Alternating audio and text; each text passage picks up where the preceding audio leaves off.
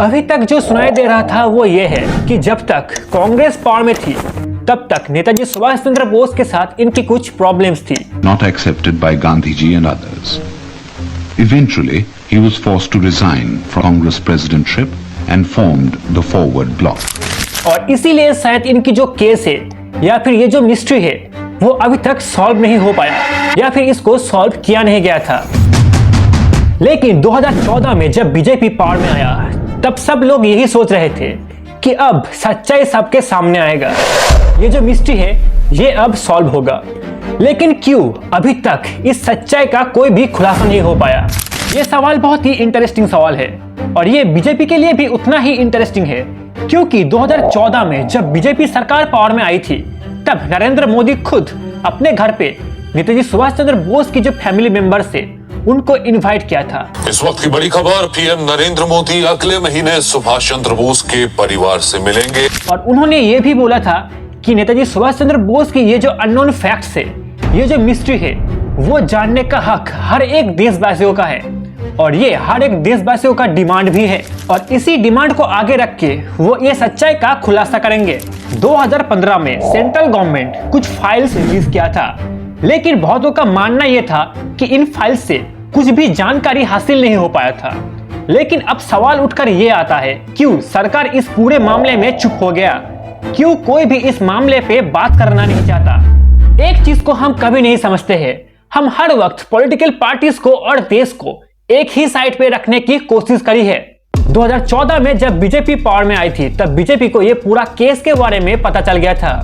अटल बिहारी वाजपेयी जब हमारे देश की प्राइम मिनिस्टर थे तब उनको भी ये पूरा केस के बारे में जानकारी थी। जब कोई प्राइम मिनिस्टर बनता है या फिर एक ऊंची मुकाम पे बैठता है तब बस उन्हीं लोगों को इन सब चीजों के बारे में पता चलता है। कोई अदर पॉलिटिकल लीडर्स को इन सब चीजों में कोई भी जानकारी नहीं रहता, क्योंकि जो सेंट्रल गवर्नमेंट की पावर में आती है उनको कुछ पुराने बुक्स या फिर पुराने लेटर्स पढ़ने की मौका मिलती है और इन्हीं सब पुराने लेटर या फिर बुक से इनको कुछ ऐसी इंफॉर्मेशन मिलती है जिससे इनको पता चल जाता है कि ये जो पूरा इंसिडेंट है या फिर ये जो पूरा केस है वो कहां पे छुपी हुई है। इससे पहले हमने देखा था कि कांग्रेस को जब भी इस केस से रिलेटेड कोई भी क्वेश्चन किया जाता था तब एक ही बात बोला जाता था कि इस केस से रिलेटेड कोई भी आंसर नहीं किया जा सकता है, क्योंकि इससे भारत के साथ बाहर के देशों का जो बॉन्डिंग है वो खराब हो सकता है। लेकिन बीजेपी भी ये सेम बात क्यों कह रहा है? क्योंकि यही मेन प्रॉब्लम है और इसीलिए पास्ट की जो फाइल्स है वो चाहकर भी अभी ओपन नहीं किया जा सकता है। अब सवाल उठ के ये आता है कि आखिर इसमें प्रॉब्लम क्या है? तो आज की वीडियो में हम इसी टॉपिक पे डिस्कस करेंगे। तो स्वागत है दोस्तों आप सभी को एक और नए वीडियो पे। और इस वीडियो का मोटिव किसी भी धर्म, जाति या फिर देश को ठेस पहुंचाना नहीं है।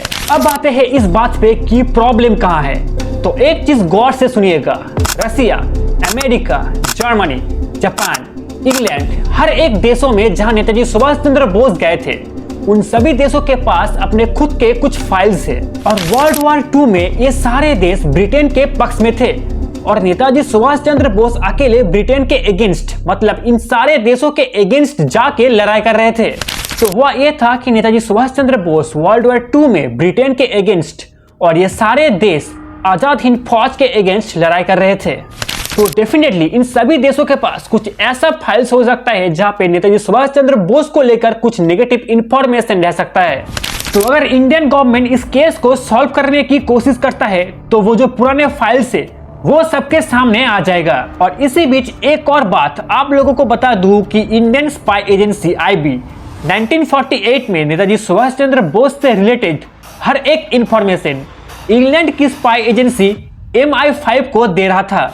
मतलब आजादी के बाद भी ऐसी स्पाई एजेंसी हमारे देश में था और इसके लिए जिम्मेदार थे ब्रिटिश सरकार, क्योंकि कॉन्स्टिट्यूशन तैयार होने से पहले इंडिया का वाइसरॉय थे लॉर्ड माउंटबेटन और इसीलिए उन लोगों को कुछ ऐसा काम करना पड़ा था।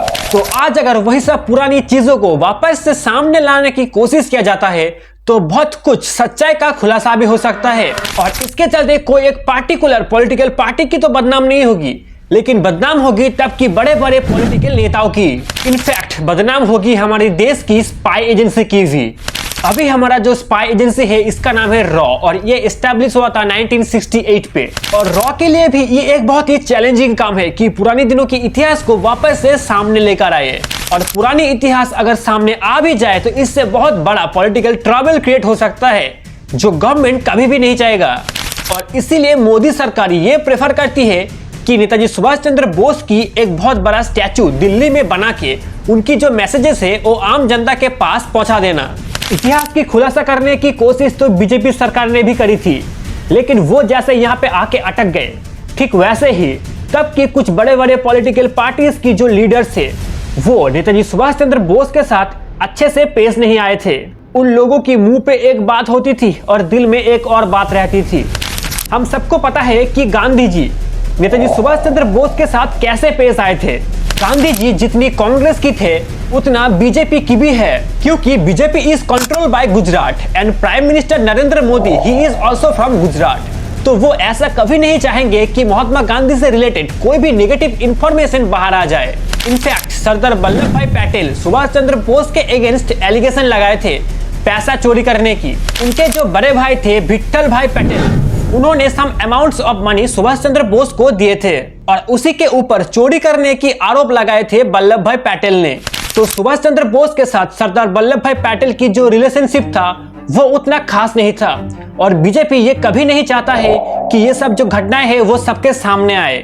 आज तक लोग कांग्रेस को गाली देते थे ये सब केस या फिर मिस्ट्री को सॉल्व ना कर पाने के वजह से। लोग तब कहते थे कि बीजेपी अगर पावर में आई तो ये सब केसेस को सॉल्व कर देगा, लेकिन बीजेपी भी इसी सेम रीजंस के वजह से चुप हो गया। और एक चीज मोदी सरकार को बहुत अच्छे से पता चल गया, वो ये है कि पॉलिटिक्स करना और देश चलाना ये दोनों टोटली डिफरेंट है। नरेंद्र मोदी जितना ज्यादा बीजेपी की है उससे भी ज्यादा हमारा देश की है। हमारे देश की वो प्राइम मिनिस्टर है। लेकिन दुर्भाग्य की बात तो ये है कि हमारा देश की इतना बड़ा एक लीडर, इतना बड़ा एक नेता, इनके बारे में हम आज भी जान तक नहीं पा रहे हैं। क्योंकि यहीं पे भी वो सेम बात आती है कि बाहर के देशों के पास कुछ ऐसी फाइल्स हो सकता है जहां पे नेताजी सुभाष चंद्र बोस के साथ उन्हीं के देशों के कुछ पॉलिटिकल लीडर्स अगर कभी अच्छे से पेश ना आए थे तो उनकी बदनाम हो सकता है और इससे एक बहुत बड़ा प्रॉब्लम भी हो सकता है। भारत के साथ उस देश की जो बॉन्डिंग है वो खराब भी हो सकता है। आरटीआई की जवाब में सेंट्रल गवर्नमेंट एक नोटिस जारी करता है और वहां पे ये बोला जाता है कि नेताजी सुभाष चंद्र बोस से रिलेटेड कोई भी डीएनए टेस्ट की रिपोर्ट आम जनता के सामने नहीं लाया जा सकता है, क्योंकि इससे इंटीग्रिटी और सोवरेनिटी में प्रॉब्लम क्रिएट हो सकता है। वोट या फिर पॉलिटिक्स में नेताजी सुभाष चंद्र बोस उतना भी रिलेवेंट नहीं है। हम सब उनको बहुत ज्यादा रेस्पेक्ट करते हैं, लेकिन कहीं पे भी उनकी नाम पे वोट नहीं होता है। सो अगर कोई नेताजी सुभाष चंद्र बोस की नाम को लेकर वोट पे खड़ा हो जाए तो वो ये वोट जीत जाएगा, ऐसा कोई गारंटी सेंट्रल गवर्नमेंट के पास नहीं है। इस इंसान की जो ट्रूथ है, जो हिस्ट्री है, वो हम सबको कहीं ना कहीं मालूम है। कई लोग कहते हैं कि उनको छुपा के रखा गया था, लेकिन नहीं, उनको छुपा के नहीं रखा गया था, वो खुद हम सब से दूर चले गए थे। सुभाष चंद्र बोस की कुछ चिट्ठी पाया गया था और वहां पे ये लिखा था कि अगर मैं बाहर आ गया तो देश के लिए एक बहुत बड़ा प्रॉब्लम का कारण बन सकता हूँ और इसीलिए मैं भारत में ही रहूंगा, लेकिन सबसे दूर रहूंगा। और इसीलिए देश की बात सोचकर, पॉलिटिकल लीडर्स की बात सोचकर और हम सबकी बात सोचकर वो हम सबसे बहुत दूर चले गए थे।